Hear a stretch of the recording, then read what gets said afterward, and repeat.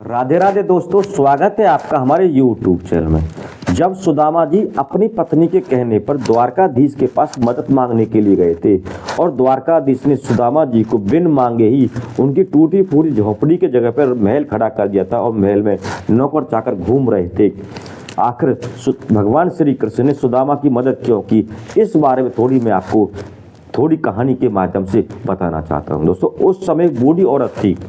बूढ़ी औरत जो है भिक्षा मांगकर गुजारा किया करती, बेचारी इतनी गरीब थी और जिसे भिक्षा में जो कुछ मिलता था उससे पहले भगवान विष्णु को भोग लगाया करती थी, उसके बाद ही कुछ खुद खाया करती थी।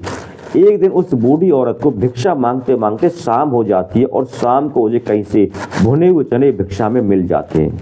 जब उसे भिक्षा भुने हुए चने मिल जाते हैं, उनको लेकर वो घर आ जाते हैं और घर आते आते उसे रात हो जाती है और वह भगवान विष्णु की प्रतिमा के सामने खड़ी होकर हाथ जोड़ कहती है, हे ठाकुर जी महाराज, आज रात ज़्यादा हो गई है, ऐसा करते हैं आप भी आराम करो, मैं भी आराम करती हूँ, कल सुबह मैं आपको भोग लगाऊंगी, उसके बाद ही भोजन प्रसाद खाएंगे। तो वह बूढ़ी औरत जो है उन भुने हुए चने को पोटली में बांधकर खूंटी से टांग देती है और सो जाती है। सोने के बाद वो बूढ़ी औरत के घर में चोर आ जाते हैं और चोर भी यह सोचता है कि शायद इस पोटली में कुछ कीमती सामान है, मैं इस पोटली को लेके भाग जाता हूँ और यही से मेरा चोरी हो जाएगी।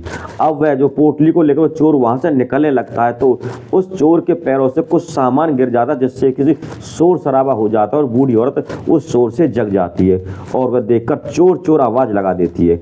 अब बूढ़ी औरत की आवाज सुनकर आस पड़ोस के लोग भी जग जाते, वह भी चोर के पीछे भाग लग रहे। अब तो चोर आगे आगे और लोग पीछे पीछे।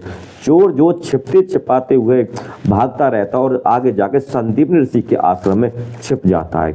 लोग वहां भी पहुंच जाते, वहां भी चोर को खोजने लगते, ढूंढने लगते हैं। चोर घबरा जाता, काफी डर जाता है। चोर सोचता है ये पोटली मुझे मरवा के छोड़ेगी और वह इस पोटली को वहीं पर संदीप ऋषि के आश्रम में छोड़ के वहां से छुपते छुपाते निकल जाता है। लोग भी जो है, जब चोर उन्हें कहीं नहीं मिलता है तो लोग भी जो है धीरे धीरे अपने घरों के चले जाते हैं और लोग भी सो जाते हैं।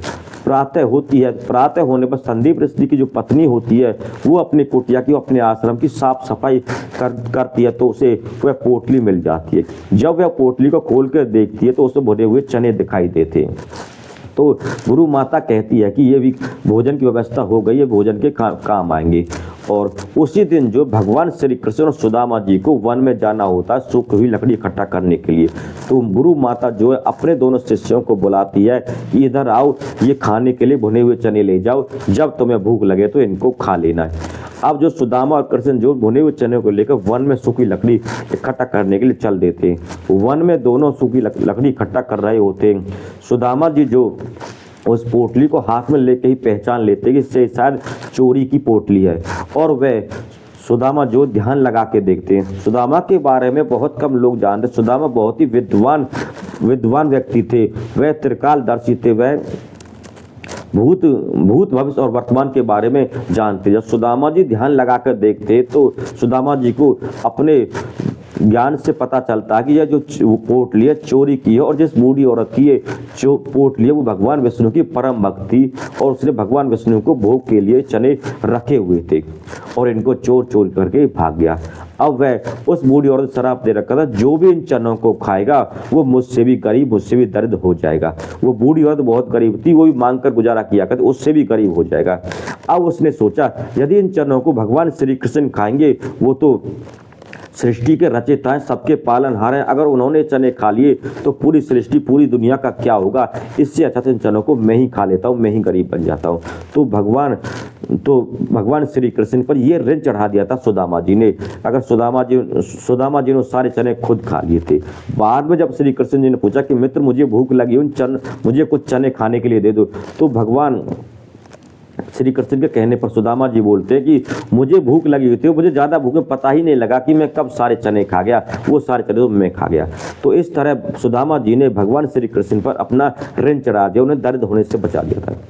तो जब अपनी पत्नी के कहने पर सुदामा जी द्वारकाधीश गए थे श्री कृष्ण से मदद मांगने के लिए, तो जब उनके द्वारपालों ने बताया कि कोई सुदामा नाम का गरीब ब्राह्मण आया और आपको अपना मित्र बता रहा, तो सुदामा के द्वार पर आने की खबर को सुनते भगवान श्री कृष्ण नंगे पैर अपने राजगद्दी से उठकर भागते हुए राजपाट छोड़कर भगवान श्री कृष्ण जो सुदामा के पास मिलने गए थे, सुदामा को लेने के लिए गए थे, वो इसी कारण से गए थे कि जिसने मेरी सारी गरीबी अपने ऊपर ले ली, मैं ऐसे मित्र की मदद क्यों ना करूं। तो